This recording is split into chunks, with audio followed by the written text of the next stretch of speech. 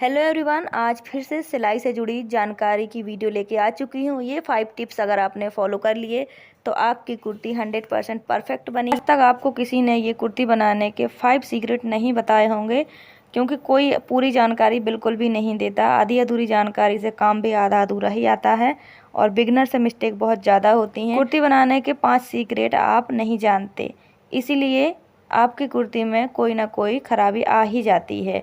तो आज इसी टॉपिक पे बात करेंगे और ये 5 सीक्रेट अगर आपने फॉलो कर लिए तो आपकी कुर्ती में कभी भी कोई खराबी नहीं होगी, चाहे आप कितने ही बिगनर क्यों ना हो। और अगर आपको यकीन नहीं है तो इन 5 तरीकों को अपना के देख लेना। आप एक बार कुर्ती काट कर बना कर देख लेना, आपकी कुर्ती 100% परफेक्ट बनेगी। टिप्स नंबर 1, तो सबसे पहले आर्म की प्रॉब्लम आती है। आर्म में ये हो जाता है कि बहुत कन्फ्यूज़न रहता है कि हम कितना रखें, कि आर्म की कटिंग कैसे करें।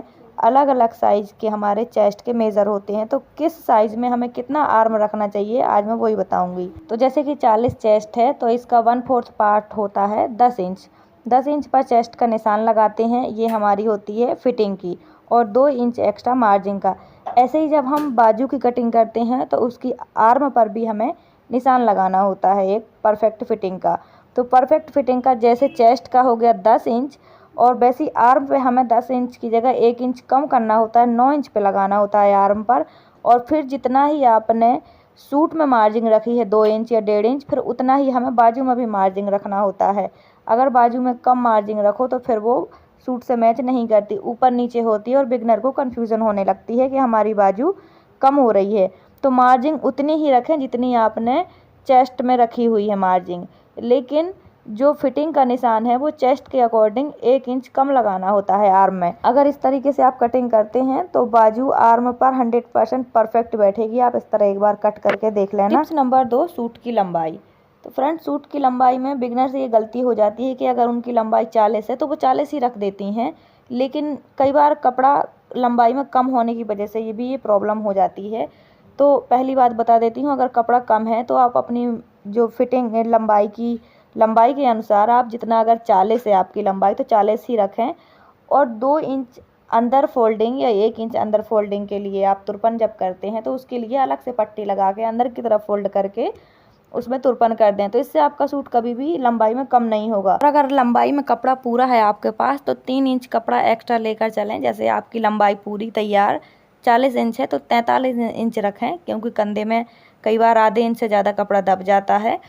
और जब सूट फिटिंग हो जाता है तो वो कपड़ा ऑटोमेटिक ही आधा इंच ऊपर नीचे हो जाता है, और 1.5 इंच कम से कम तुरपन के लिए फोल्ड करना होता है हमें घेरे में। तो आपका लेंथ में कपड़ा बिना जोड़ का परफेक्ट रेडी हो जाएगा। टिप्स नंबर 3, गले की लंबाई। तो कुछ लोगों से ये गलती हो जाती है कि जितना हमारा मन करता है उतना ही हम गला रख देते हैं, काट देते हैं, पर ये भी एक मिस्टेक है। गले की लंबाई चौड़ाई उतनी ही होती है जितनी हमारे चेस्ट की लंबाई चौड़ाई होती है। मतलब कि जितना हमारा चेस्ट है, हिप्स है, कमर है, उसी के अकॉर्डिंग हमें गला रखना पड़ता है।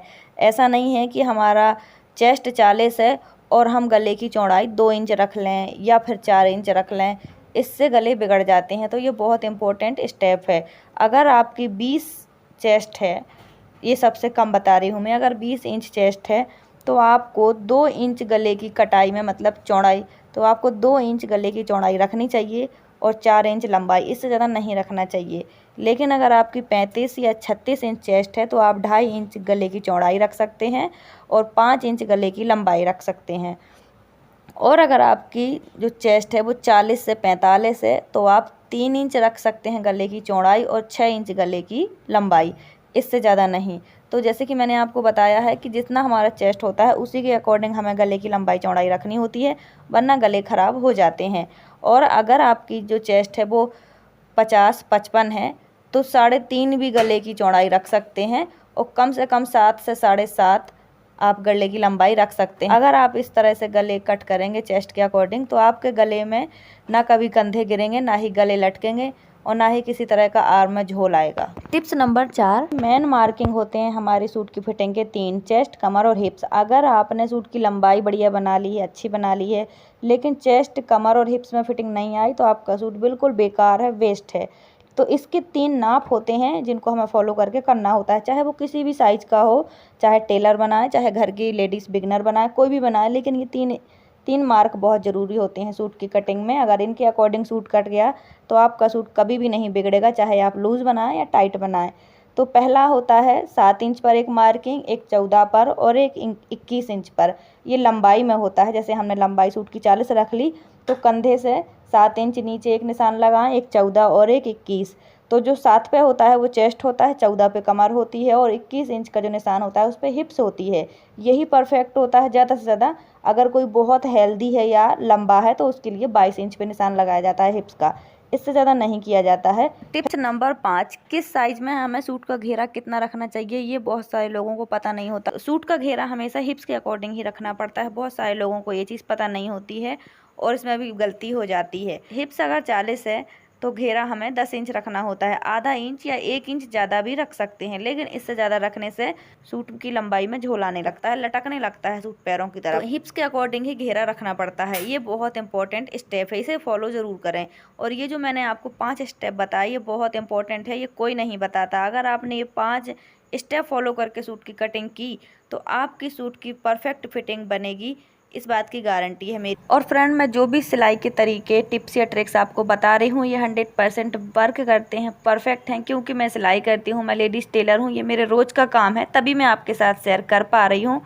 और अगर आपको और कुछ भी पूछना है तो आप मुझसे कमेंट करके पूछ सकते हैं। अगर आपको कोई डाउट है तो भी आप पूछ सकते हैं। अगर आपको वीडियो में कोई गलती लगती है या आपको कोई जानकारी गलत लगती है तो भी आप पूछ सकते हैं। मेरे नॉलेज के हिसाब से मैं आपको कुछ भी गलत नहीं बताती हूँ, क्योंकि ये मेरे रोज़ का काम है। लेकिन हाँ, थोड़ा टाइम की कमी होती है, इसीलिए वीडियो कंटिन्यू नहीं आ पाते हैं और वीडियो छोटे भी आते हैं। लेकिन कोशिश करूँगी मैं आपको और बड़ी वीडियो देने की और ज़्यादा जानकारी देने की। अगर आपको मेरी वीडियो अच्छी लगती है तो लाइक सब्सक्राइब करके मुझे सपोर्ट ज़रूर करिएगा। Thanks for watching, bye bye, take care.